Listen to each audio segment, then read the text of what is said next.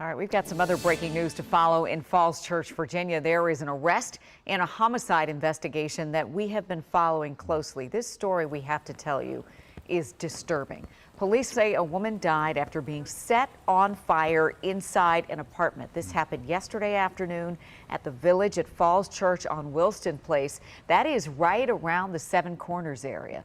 And Matthew Torres is at police headquarters. Matthew, you just got some new details from police. Have they answered more of the questions that we've had since yesterday? They were able to, but still the biggest question right now is why. And of course, this is still under investigation. But Leslie, no doubt this has been a heartbreaking day. All day, friends have been leaving flowers for memorial for this mother. And we just learned not only was she burned, but she was also found with stab wounds. Like you said, we just got an update from police not too long ago. They're identifying this victim as 40-year-old Sylvia Vaca Abake. She also went by the name Kelly.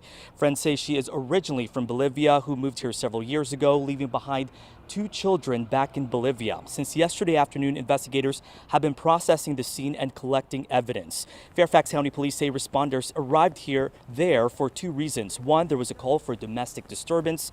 The second, the fire alarm was set off. Officers responded to find that victim on fire with stab wounds. They tried to save her life, but she died. Now, police say that same person of interest they were looking for yesterday has now been arrested.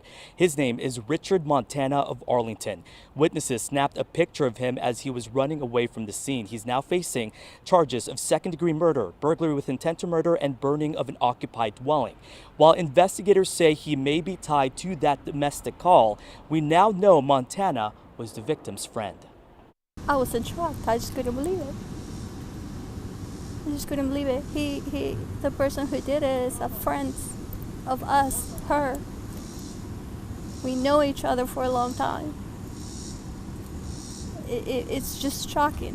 The suspect knew the victim. As we work this case, we are determining the extent of their relationship, but they were known to each other. This was not a stranger attack. They've had a relationship, an acquaintance, if you will, with several occupants in the home. So he knew Kelly. And as I said, very sadly, profoundly sad to report he killed Kelly. Now, friends are also telling me that Kelly leaves behind a husband. Both of them actually, according to them, lived with a friend at that very same apartment. Montana is now being held in jail without bond. We know that the medical examiner's office is, of course, conducting more of its autopsy to determine the exact cause of death.